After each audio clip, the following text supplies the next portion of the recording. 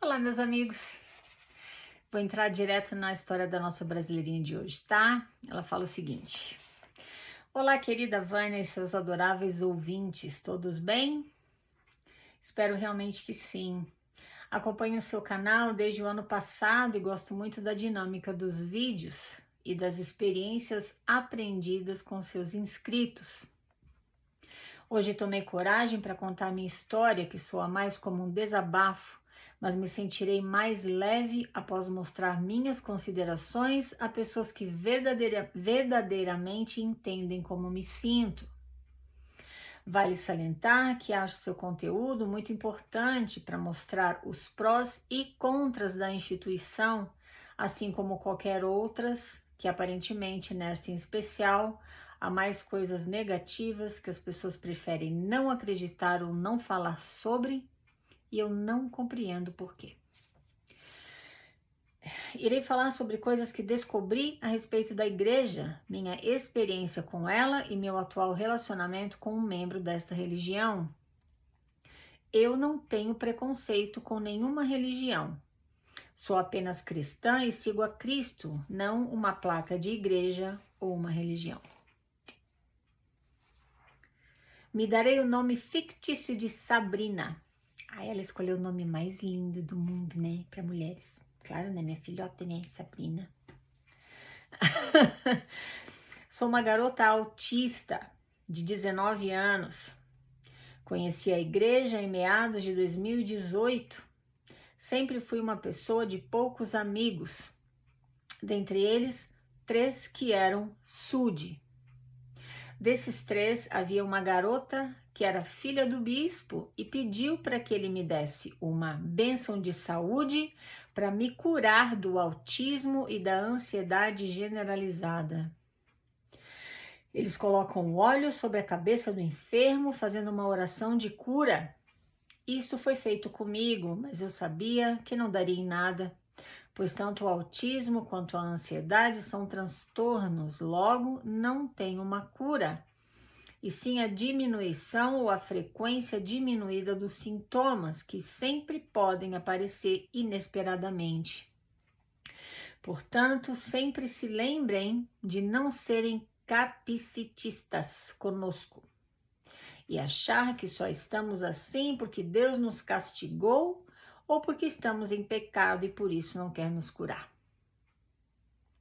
Sempre postavam fotos divertidas em acampamentos que a igreja proporcionava e festas na capela. Nesse primeiro contato, me pareceu um lugar acolhedor e divertido. Porém, quando visitei uma dessas festas, passei mal e me senti desconfortável, não só pelo meu espectro mental, mas sim pela energia pesada que, para mim, o lugar emitia.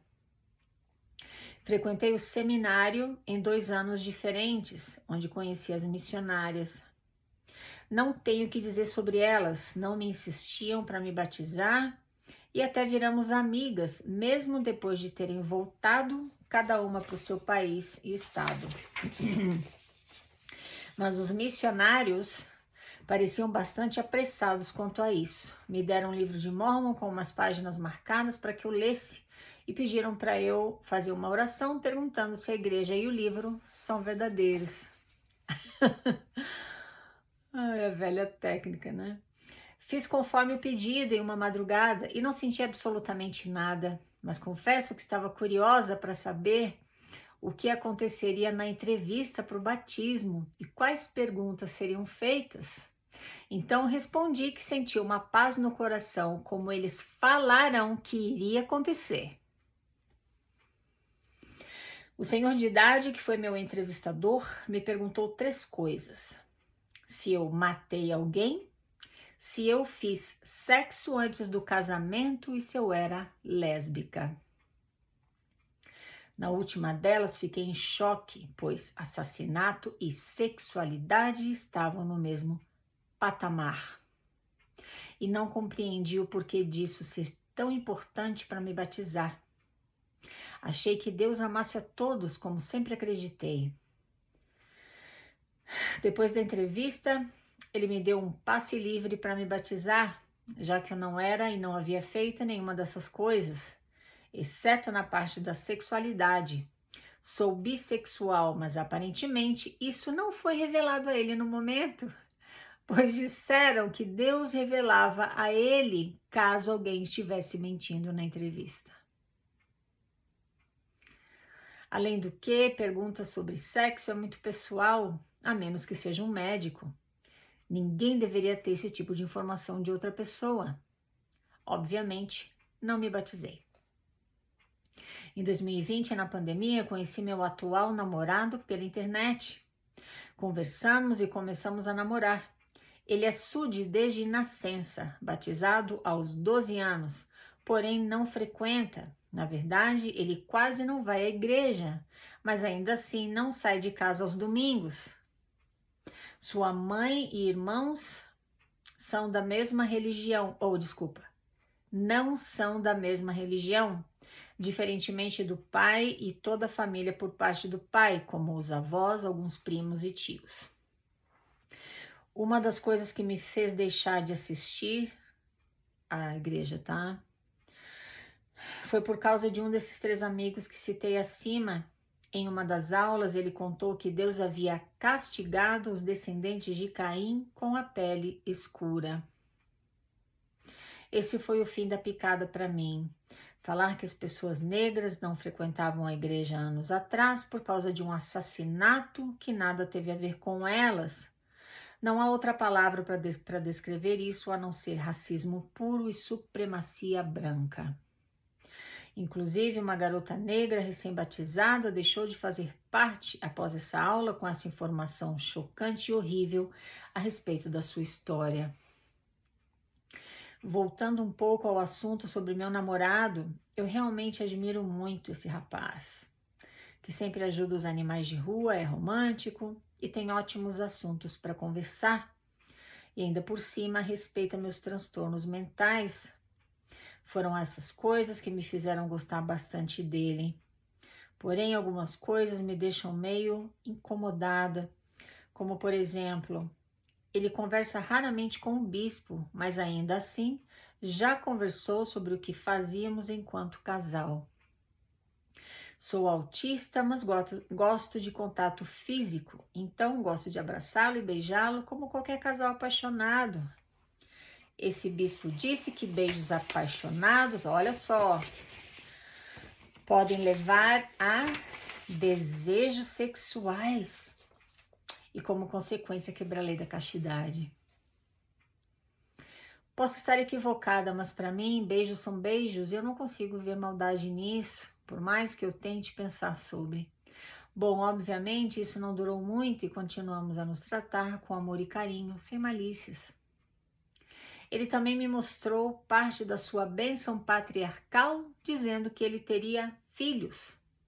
Ele pretende se casar comigo, porém eu não posso ter bebê por questões psicológicas. Meu psiquiatra, já me informou sobre isso uma vez. Ainda não sei como contar para ele, que acredita tão fielmente que tudo que está escrito ali irá acontecer. Sobre a missão, que até agora ele não fez, ele me confessou que não sabe o que fazer quanto a isso.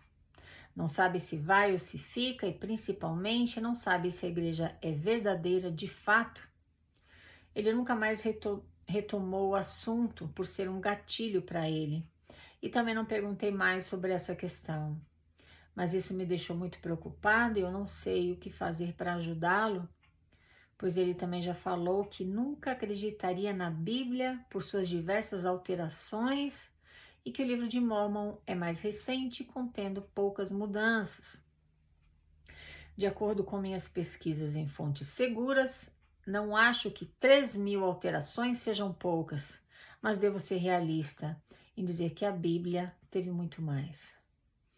Relembrando, um daqueles 3 amigos que eu falei anteriormente, um deles está sempre pegando no pé do meu namorado para frequentar mais a igreja, o instituto, para ler mais o livro de Mórmon e para fazer essa missão de 2 anos.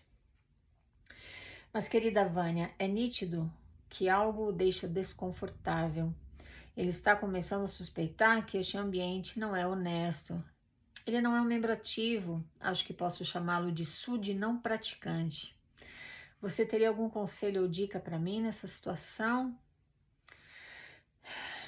Aceito sugestões dos seus bons inscritos também. Eu nunca estive presa a uma religião, seita ou quaisquer coisas similares, então não sei o que fazer para ajudar alguém a sair de uma e expandir o horizonte desta pessoa. Ele realmente é alguém querido, que infelizmente está soterrado em ideias duvidosas e que certamente não visam o bem-estar mental dos seus membros, já que a missão é uma obrigação para homens e isso os deixa aflitos, pois irão deixar suas casas, família e amigos para irem a um país ou cidade desconhecidos.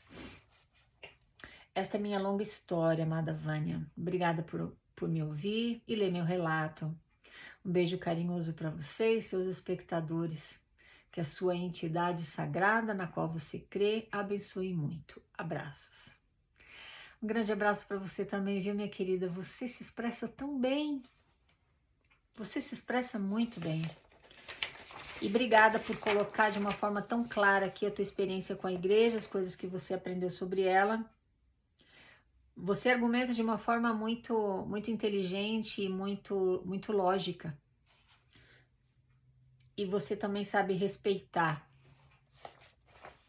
a religião das pessoas, né? Então tá. Bom, primeiro, ela no comecinho aqui do depoimento, ela disse que acha o meu conteúdo aqui no canal interessante para mostrar os prós e contras da instituição. É só isso, viu?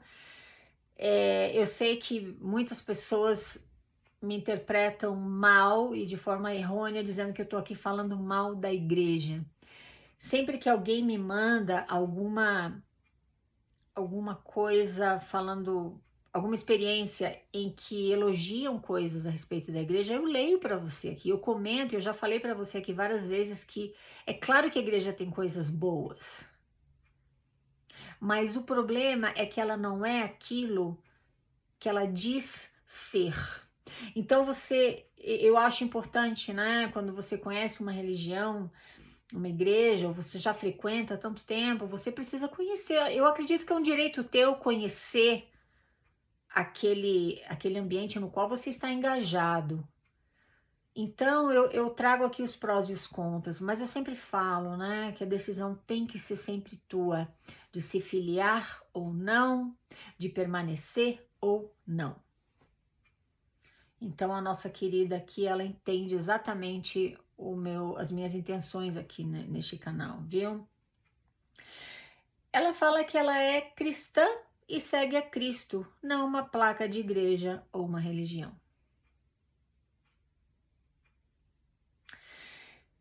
É muito interessante, sabe? Porque ela que não é membro da igreja, não é membro de igreja nenhuma, e você não sente aqui nas palavras dela ódio, ataque. Ela é respeitosa, ela se refere ao bispo com respeito, ela se refere às atitudes do namorado dela de, por exemplo, contar para o bispo detalhes sobre o relacionamento dos dois enquanto casal. Mas ela é respeitosa do início ao fim. E ela é cristã, mas ela não é da igreja. Acontece que você pega membros da igreja que se dizem ter um testemunho, e muitos deles têm com certeza uma recomendação para entrar no templo, e eles entram em canais como o meu e eles sentam o sarrafo. Claro que não são todos, mas muitos deles, que se acham fazer parte do povo escolhido de Deus. Eles não conseguem respeitar pessoas que falam contra as crenças deles. Então presta atenção, você que acredita ainda que pessoas que frequentam uma determinada igreja são mais confiáveis ou têm valores morais mais elevados que pessoas que não querem saber de igreja nenhuma, tá? Ela é um grande exemplo disso. Ela é muito respeitosa aqui. Ela fala que uma amiga dela da igreja, filha do bispo, pediu para o pai dela, né, bispo, dar uma bênção patriarcal, não, uma bênção de saúde aqui na nossa amiga de hoje, para curá-la do autismo e da ansiedade generalizada. Ela fala que colocaram óleo sobre a cabeça dela e tudo, né? É isso que eles fazem uma oração de cura. Ela disse que ela sabia que isso não daria em nada, pois tanto o autismo quanto a ansiedade são transtornos. Eu nunca vi ninguém ser curado de autismo ou de ansiedade, e eu nunca vi ninguém ser curado de nada na igreja durante todos os anos em que eu frequentei. Eu não fui curada da minha síndrome antifosfolipídio, que é uma síndrome, é uma doença autoimune que faz meu sangue coagular. Eu recebi várias bênçãos do sacerdócio, eu nunca fui curada, eu lido com essa doença até hoje. A minha irmã sofreu de câncer por mais de um ano, ela não foi curada. Meu padrasto, um homem tão fiel, tão firme na igreja, ele também faleceu de câncer, ele não foi curado.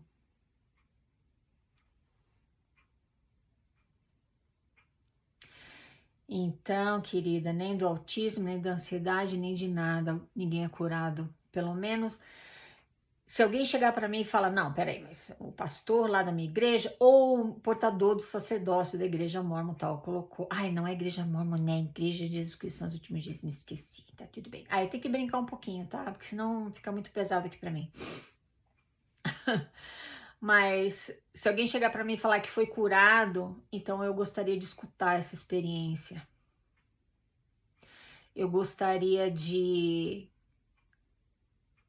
saber, e se é algo que você, como é que fala, se é algo que você acredita que aconteceu porque aquela pessoa tinha o poder de Deus e te curou, eu totalmente respeito a tua experiência, viu?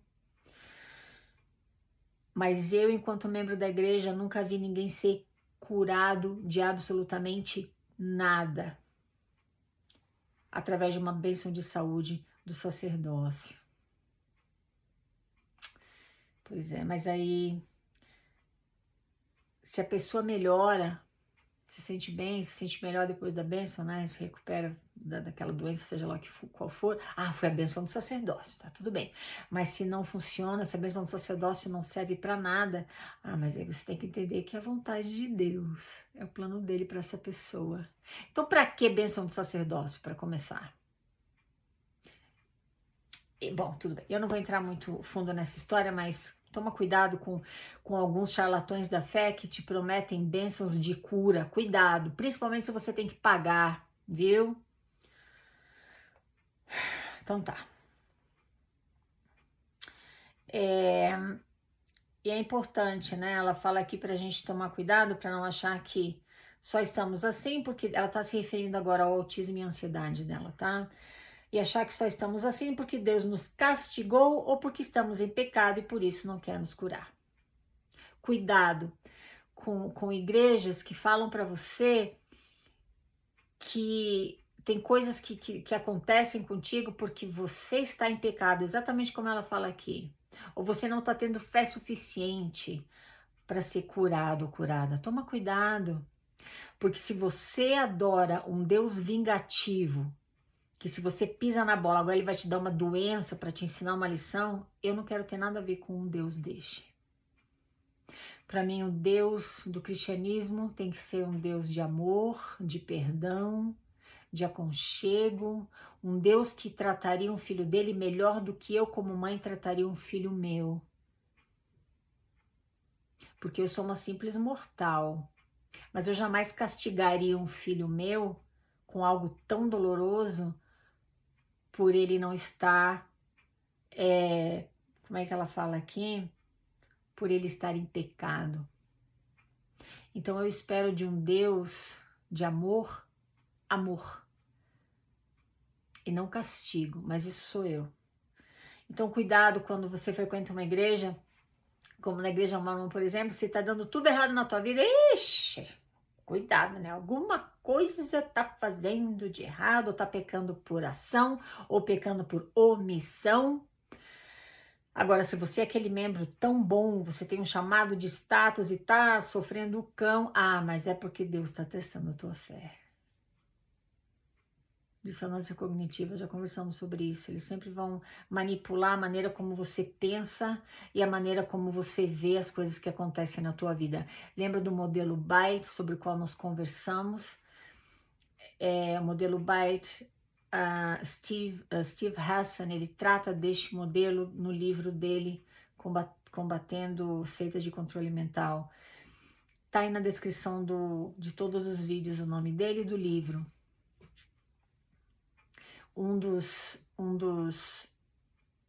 Uma das características de seita de controle mental é o controle do teu pensamento. Como é que eles controlam o teu pensamento? Dessa forma que eu acabei de te colocar. Eles te dão a interpretação pronta das coisas, do porquê que está acontecendo isso ou aquilo outro na tua vida. E se você for um bom membro da igreja, como eu era, que só abaixava a cabeça e dizia assim, você vai igual um robozinho, virar a cabeça para o lado que eles te ensinam a virar. Não pensa por si. E ela, puxa vida, ela mostra aqui bastante maturidade também. Ela entende que não é assim, né? Nós temos um corpo mortal, a gente vai adoecer. A gente vai ter um problema, se não for um, vai ser outro. Mas todos nós vamos ter problemas de saúde, né? Ela particularmente sentiu uma energia pesada dentro da igreja. Ela fala aqui que ela passou mal e se sentiu desconfortável, não só pelo meu espectro mental, mas sim pela energia pesada que para mim o lugar emitia. Tá vendo? Ela não falou aqui que a igreja é horrível, que ninguém deveria pisar lá. Tá vendo? É isso que eu digo. E ela tá se referindo a ela. Para mim emitiu uma energia ruim. Então pronto, quando você vai à igreja ou ao templo mormon, você sente uma paz, uma alegria, tudo bem, tá ótimo para você.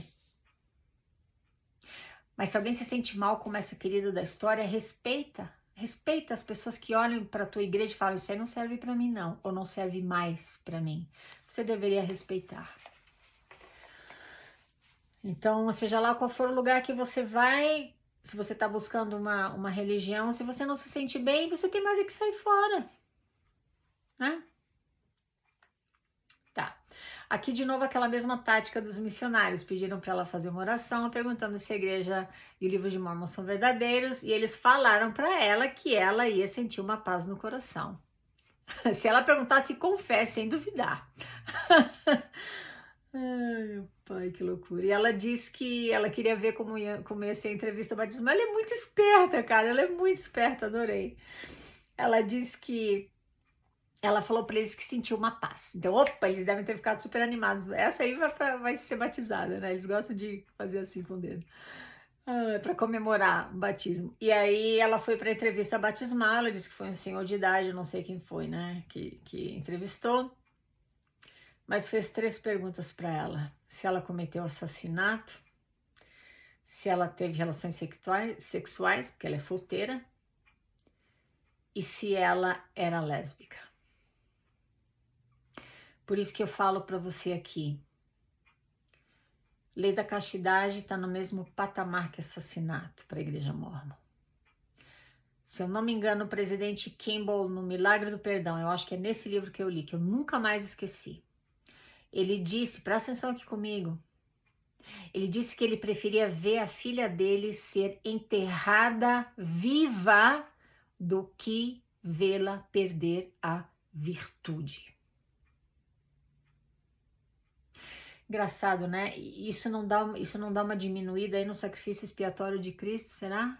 Fica aí para você pensar. Eu tenho a minha opinião sobre isso. Está no mesmo patamar. Então tá. Ela fala que ficou assim meio chocada porque ela disse que achava que Deus amasse a todos, como ela sempre acreditou. Querida, aí é que tá, o Deus Mormon, ele é um Deus de amor e bênçãos condicionais, e não é a Vânia que tá falando isso, você procurar, é presidente Nelson, ele fala exatamente nessas palavras, bom, exatamente nessas palavras não, desculpa, mas ele fala neste contexto, eu já fiz um vídeo falando exclusivamente sobre isso, e referenciei o discurso em que ele fala, e eu li o trecho, que tá em uma das liarronas, mas dá uma pesquisada. E não é só o presidente Nelson que fala isso. O Deus Mormon, se você o conhece como eu conheci, ele é um Deus de bênçãos e de amor condicionais. Nossa, você tem que suar a camisa para se sentir abraçada, aceita, aconchegada e aprovada por ele. Mas para você perder a confiança dele e se sentir rechaçado e o pior dos mortais, pum, basta um escorregão.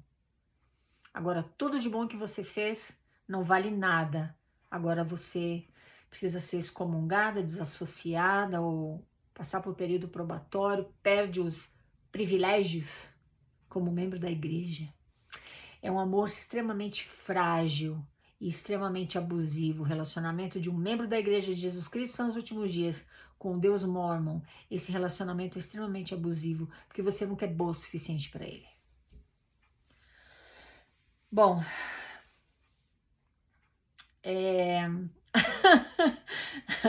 ela diz aqui, né, que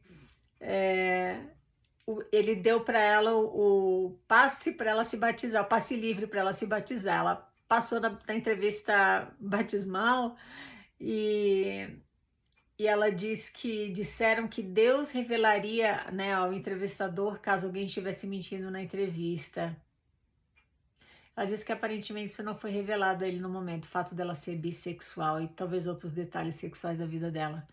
Olha, eu sei disso também. Quando você vai conversar com alguém que tem uma posição de autoridade na igreja mórmon, por exemplo, você vai acreditando você vai acreditando que aquele homem tem poderes especiais, que ele tem uma conexão especial com Deus, ele tem um tal do manto sagrado, e ele vai saber se você está mentindo para ele. Faz o teste. Você vai se surpreender. Cuidado com a linguagem corporal, porque eles são bons em ler a tua linguagem corporal. Então, se você souber mentir e não revelar pela tua linguagem corporal, eles não vão nem sonhar que você está mentindo, porque eles não têm poderes especiais, coisíssima nenhuma. Por que eu falo para você cuidar com a linguagem corporal? Porque talvez você mostre pela tua linguagem que você está mentindo, e eles vão notar, mas não é porque Deus mostrou e revelou, não é por nada disso, é porque ele já está acostumado, ele está tão acostumado a entrevistar as pessoas que ele desenvolve essa habilidade de interpretar a tua linguagem corporal e comparar o que você está dizendo. Mas aqui ela, no caso dela, ela conseguiu disfarçar muito bem e... Ai, é muita... Tem muita magia envolvida em tudo isso. Então tá. E eu concordo aqui com o que ela disse, né? Que pergunta sobre sexo é algo muito pessoal e ninguém deveria ter esse tipo de informação. A menos que seja, obviamente, um profissional da área de saúde. Mas, eu concordo com ela. E eu já te falei aqui várias vezes, cuidado com o que você fala e para quem você fala sobre a tua vida íntima, viu? E se tratando de dignidade. Toma cuidado, até porque muita coisa vaza, né? Ela fala aqui que aprendeu numa aula que Deus havia castigado os descendentes de Caim com a pele escura. Olha o que ela fala aqui, eu amei. Não há outra palavra para descrever isso a não ser racismo puro e supremacia branca. É. Eu acredito como ela que seja lá quem for que veio com essa ideia, porque eu não acredito que essa ideia tenha surgido da Igreja Mórmon originalmente, mas seja quem for que veio com essa interpretação da Bíblia, de que Deus castigou os descendentes de Caim por ele ter matado Abel, castigou eles com pele escura. Primeiro, por que pele escura é castigo? Por quê? Qual é o castigo? Qual é o problema em ter a pele escura? Ah, porque branquinho, existe a supremacia branca. Não, mas nós somos brancos, eles são negros. Então vamos comparar aqui, vamos interpretar esse trecho da Bíblia como sendo a pele escura uma maldição. Sabe qual é a maldição? A maldição é a supremacia branca. Eu acho que essa é uma grande maldição desse mundo. Existe a supremacia branca, até aí a história da escravidão para mostrar tudo que os homens brancos e cristãos fizeram e ainda fazem com pessoas da raça negra. Eu assino embaixo do que ela falou aqui. Quando ela diz que eles não podiam frequentar a igreja, né, por conta da pele escura, na verdade eles não podiam frequentar o templo e no caso dos homens não podiam receber o sacerdócio até 1978, você sabe disso, né? Mas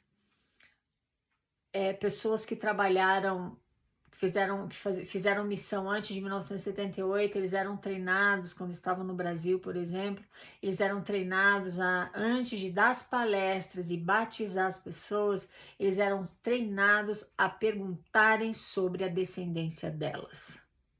Dá uma pesquisada na internet, estou só cutucando aqui a tua curiosidade. Pesquisa, porque eles evitavam batizar pessoas da cor negra. E depois isso foi devagarzinho sendo suavizado. Mas no templo ainda não pode entrar. Só a partir de 1978.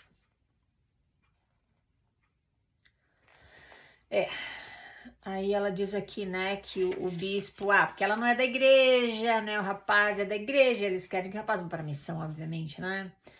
E ele diz o bispo disse para o rapaz que beijos apaixonados podem levar a desejos sexuais. É lógico.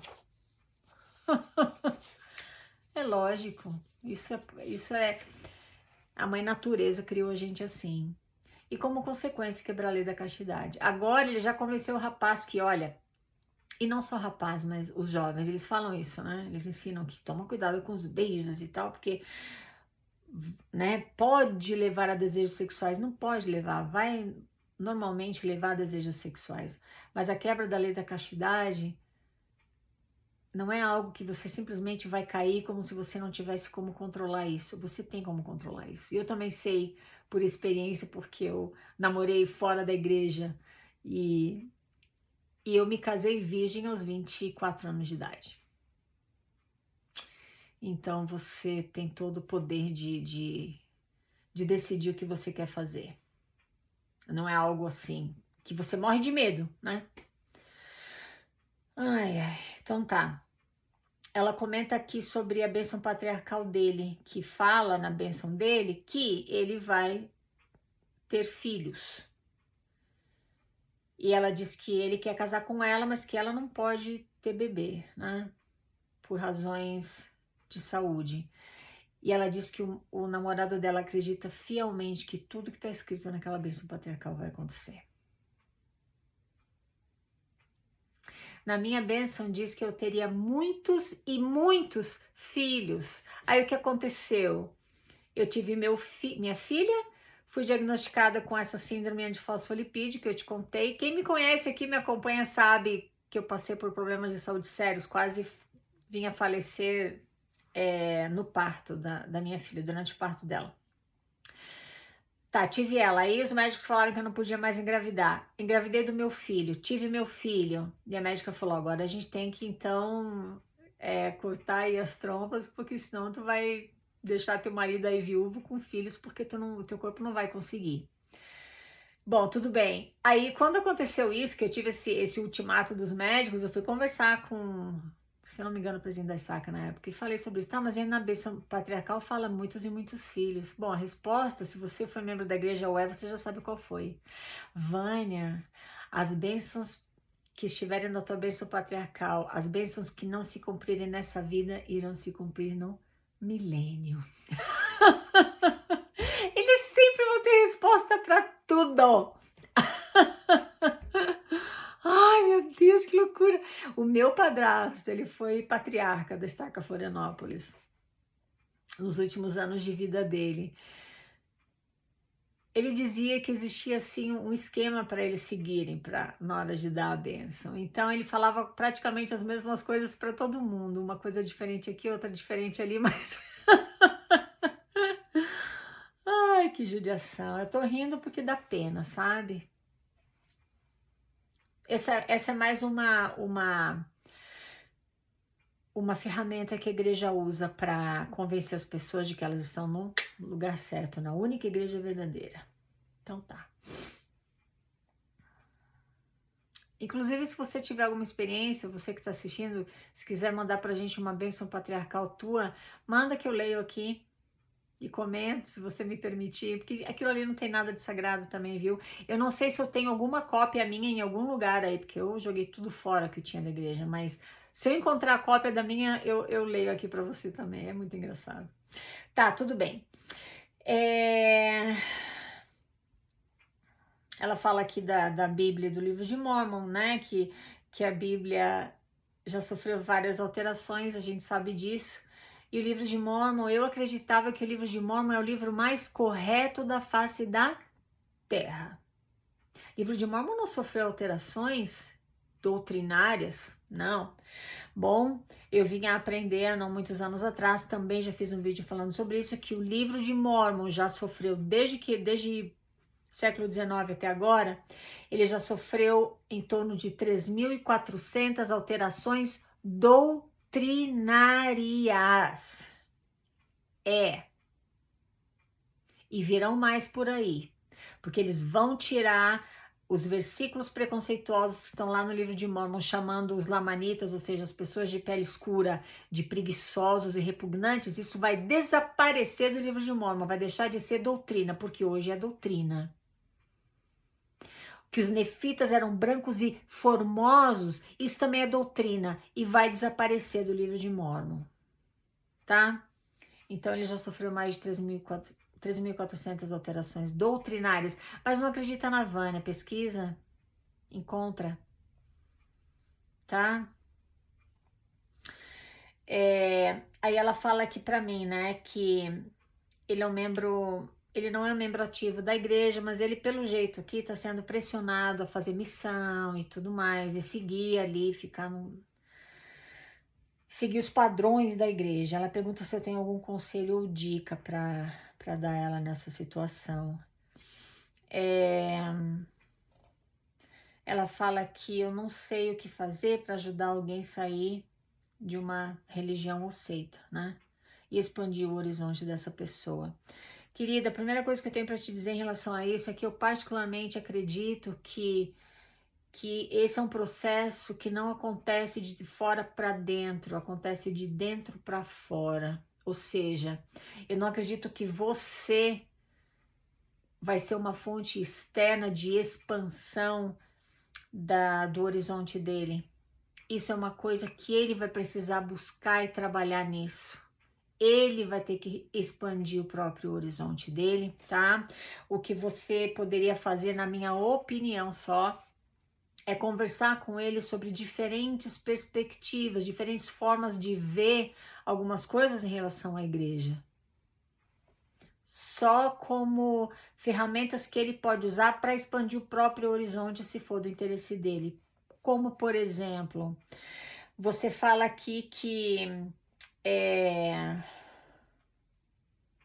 a missão é uma obrigação para os homens. Porque eles ensinam na igreja que missão para os rapazes é mandamento. Eles acreditam nisso. Então, quando eles olham para aqueles homens que sentam lá no púlpito na conferência geral, primeira presidência, quórum dos 12, eu imagino que, como eu acreditava, eles olham para aqueles homens e pensam que são todos ex-missionários, porque a grande maioria deles já é terceira, quarta, quinta geração de membro da igreja, que são descendentes dos pioneiros. Tá? Então, o que você pode talvez sugerir para ele é dizer para ele o seguinte, o quanto é importante para ele seguir o profeta da igreja, que é o Nelson. É importante? Então tá. Você seguiria o profeta em todos os sentidos? Provavelmente ele vai dizer que sim. Então você dá notícia para ele de que o presidente Nelson, que é o presidente da igreja mórmon hoje em dia, o Oaks, que é o primeiro conselheiro, se não me engano, e o Irwin, que é o segundo conselheiro, nenhum dos três serviu uma missão de tempo integral.